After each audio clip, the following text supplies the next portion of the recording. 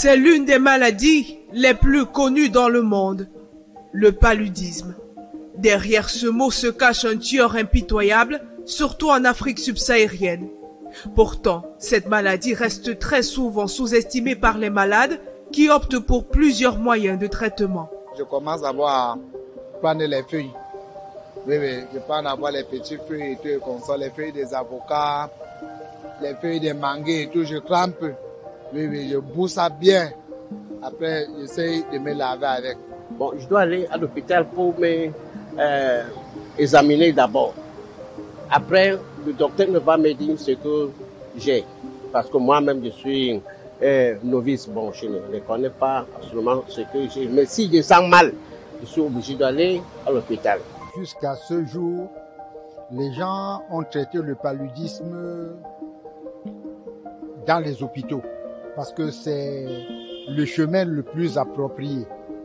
Maintenant, on ne peut pas rejeter le traitement traditionnel. Sauf que dans souvent le traitement traditionnel, on ne maîtrise pas la dose qui doit être prise et ça crée un problème. Ce qui m'amène le plus à l'hôpital, c'est d'abord aller faire les examens. Moi, ce qui m'amène à un centre de santé, c'est de faire les examens. Si je ne fais pas ça, base des examens, que je vais vraiment savoir ce que j'ai. Et dès que j'ai mes examens en main, je préfère aller moi dans les pharmacies du quartier. Aussi appelé malaria, le paludisme est un problème de santé majeur au Cameroun où il représente la principale cause de consultation et d'hospitalisation. Le pays fait partie des 11 pays supportant 70% de la charge mondiale du paludisme, avec un fardeau particulièrement lourd chez les enfants de moins de 5 ans et les femmes enceintes. Chaque année, on enregistre près de 3 millions de cas de paludisme. La maladie est responsable d'environ 28% de toutes les consultations médicales et de 7 décès pour 1000 habitants par an.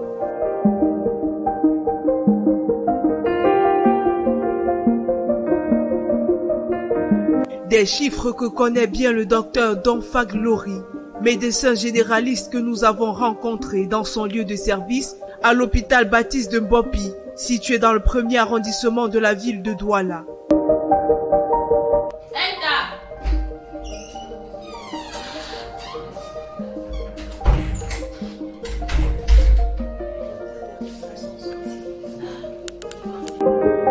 Ce matin, elle prend les paramètres de cette patiente venue se faire consulter.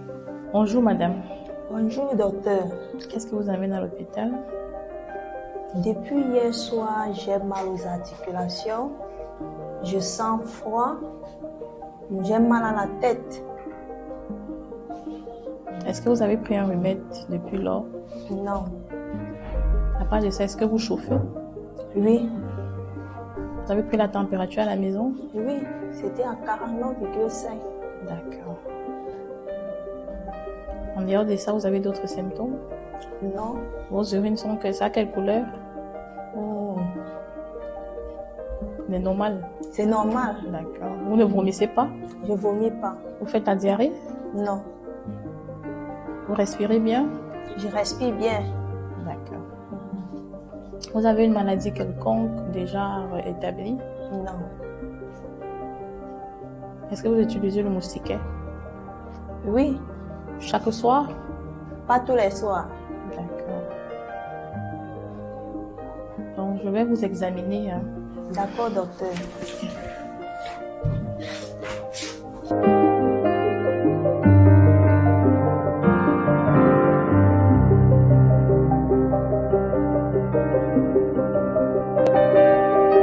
Donc, vu vos symptômes, il y a plusieurs options, mais on va d'abord commencer avec un test rapide du paludisme. D'accord, vu notre contexte. D'accord? D'accord. Donc, vous allez prendre votre canier, aller à la caisse et payer cette somme. D'accord, docteur. Juste 500 francs. D'ici 20 minutes, vos résultats vont sortir. D'accord. Si c'est le cas, on saurait quoi faire. D'accord, docteur. Ce qui m'a amené aujourd'hui à l'hôpital, j'avais des maux de tête, mon corps faisait mal partout et j'ai pris ma température à la maison, c'était à 38 degrés. Et j'ai choisi de venir à l'hôpital parce que déjà la prise en charge à l'hôpital est tellement rapide et que déjà à l'hôpital, on va me donner les médicaments. Donc après un certain moment, ça va me guérir. Après la prise des paramètres et la recommandation de certains examens pour connaître son statut, la spécialiste affirme à notre micro que les symptômes du paludisme dépendent de son type, simple ou sévère. Cela peut commencer par de la fièvre jusqu'à aller à la jaunisse. Les symptômes associés au paludisme simple, nous avons les maux de tête, nous avons les frictions, nous avons les douleurs articulaires et aussi un trouble digestif. Ça peut être les vomissements, la diarrhée, douleurs abdominales.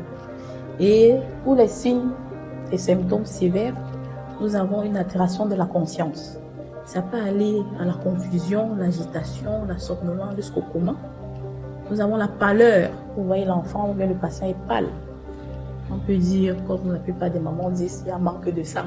Donc, c'est quelque chose qui doit alarmer les parents. Surtout comme c'est une maladie qui touche plus les enfants de moins de 5 ans. C'est généralement sévère chez les femmes enceintes. Donc, il faut prendre ça en compte. En dehors de ça, nous avons la jaunisse, les yeux qui deviennent jaunes. Nous avons une détresse respiratoire. Nous avons le patient qui a les urines, mais c'est noir. On appelle ça les urines en forme de Coca-Cola.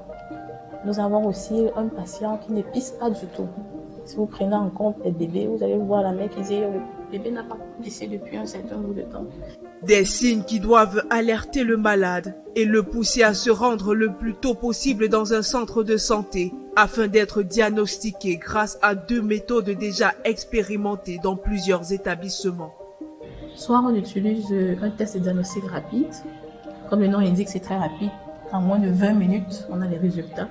C'est un test qui détecte les antigènes du paludisme dans le sang du patient. Soit on utilise la microscopie. Et c'est important pour quantifier le nombre de trophozoïdes présents dans ce patient. Et aussi déterminer l'espèce responsable. Et aussi déterminer si le traitement aboutit ou pas, surtout en cas de résistance.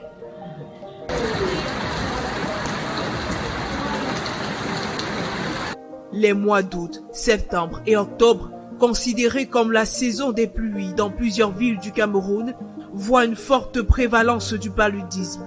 Une situation due aux précipitations, à l'insalubrité et à la proximité des points d'eau qui favorisent la présence et la reproduction des moustiques et donc la transmission du paludisme.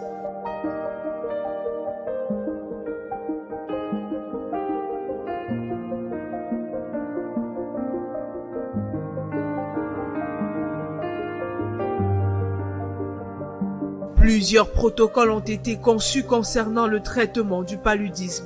La dernière révision a été faite en juin 2019. En cas d'un paludisme simple, nous avons les combinaisons thérapeutiques à dérivés d'artémisinine. C'est-à-dire, c'est un remède dans lequel nous avons une combinaison de 2 antipaludéens, dans laquelle il doit avoir au moins une dérivée un dérivé à base d'artémisinine. Très important. Et puis en première intention, nous avons la tessunate et la modiaquine, ou la téméthylméphendrine, ou la dihydroartésimine et la piperaquine. Et en deuxième intention, nous avons la tessunate et la pyronaridine. Donc ça dépend du cas en question. Donc il y a certains patients qui ont des contre-indications à certains remèdes et on va préférer l'autre molécule à l'autre. Ça dépend. Dans le cas du paludisme sévère, en cours, nous avons les injections d'abord pour rapidement prendre en charge la maladie.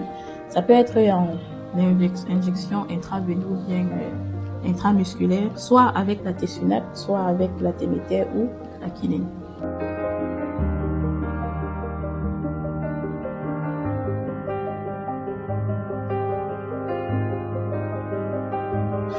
Bien que conscients des différentes méthodes de traitement disponibles dans nos centres de santé, plusieurs Camerounais préfèrent se tourner vers la pharmacopée africaine. Nous retrouvons d'ailleurs le docteur Hervé Sapak dans son cabinet au lieu-dit Bépanda 7e. Le naturopathe âgé d'une 40aine d'années est dans ce domaine depuis plus de 20 ans. Il faut le dire que même étant tout petit, je me trouvais comme ça là, durant le chemin de l'école. à cueillir comme ça des herbes, des plantes. Moi, je ne savais même pas. Et ces plantes se retrouvaient entre les pages de mon cahier, parfois dans ma poche, et quelquefois comme ça, même sous la table d'études. Alors un jour, il faut dire mon père, et à son âme, il a fait la remarque. Et il m'a dit, un jour, cet enfant, il sera guérisseur. Après sa formation, il s'est donc lancé dans le domaine. Aujourd'hui, il soigne des centaines de personnes atteintes de diverses maladies, parmi lesquelles le paludisme. La plante que nous utilisons, c'est beaucoup plus le quinquina, que nous combinons ici à l'écorce de sol, pour avoir ici un effet synergique, pour arriver ici à bout, naturellement et sans effet secondaire à cette maladie-là. Donc, mais il faut dire qu'avant d'y arriver, c'est tout un protocole. On ne va pas comme ça entrer ces plantes, sans toutefois avoir pris la peine de regarder l'équilibre acido-basique de la personne, sans toutefois regarder, à penser même la personne là désintoxiquée, avec les déchets au niveau du foie, des poumons et des reins, avant de pouvoir ici arriver à lui donner ces substances naturelles-là. Mais avant tout traitement, il est recommandé de faire un diagnostic pour confirmer si le patient est porteur du parasite responsable du paludisme. Nature Labo a un examen, je vais dire un laboratoire où on fait les examens de laboratoire. Dès alors, si le patient vient avec l'examen qu'il a eu à faire ailleurs, on va interpréter et puis donner son traitement en 14 jours. On peut avoir de très bons résultats ici après un contrôle. Et les cas qui mettent long pour guérir peuvent prendre 21 jours, donc pratiquement 3 semaines. Nous avons d'ailleurs rencontré l'un de ces patients qui a bien voulu répondre à nos questions. Il y a de cela 2 mois, je suis tombé gravement malade. J'avais de la fièvre, des courbatures et tout et tout. Je suis allé à l'hôpital, on m'a consulté, on a trouvé que c'était un paludisme. J'ai décidé d'aller pour me faire consulter, on m'a soigné avec des remèdes indigènes. Il y a de cela quelques temps, je me sens très bien maintenant, bien en forme. Aujourd'hui, travaillant avec plus de technicité et de modernité, le docteur Hervé Sapak pense qu'il est possible de combiner la médecine traditionnelle à la médecine conventionnelle afin d'éradiquer certaines maladies en Afrique, notamment le paludisme. Oui, cela est possible. Cela est possible parce que là, on fera dans synergie. Mais seulement, il peut avoir un effet antagonique. Si il n'y a pas entente entre le médecin et le naturopathe qui suit. Mais alors, vous voyez par exemple, si la personne prend ici, là, par exemple, de la quinine, on sait beaucoup de quinidine, et que peut-être l'écorce de sol dont on a pour soigner aussi le paludisme, on associe les deux. Ça ne marchera pas. Ça ne marchera pas simplement parce que l'effet ici serait diminué. Alors là, justement, voilà pourquoi est-ce que il vaut mieux, si la personne suit déjà un traitement, il faut qu'il y ait une communication entre le médecin moderne et puis le naturopathe qui suit la personne. Le gouvernement camerounais, quant à lui, multiplie les initiatives pour éradiquer complètement cette pathologie. Des campagnes de distribution de moustiquaires imprégnés d'insecticides à longue durée d'action sont fréquemment menées dans toutes les régions du pays. Sans oublier le traitement préventif intermittent chez la femme enceinte et dans les régions du nord et de l'extrême nord du Cameroun, la chimioprévention du paludisme saisonnier. À noter également le lancement de la vaccination contre le paludisme dans certains centres de santé. Des méthodes mises en place mais qui font face à plusieurs défis. La maladie continue de tuer des millions de Camerounais.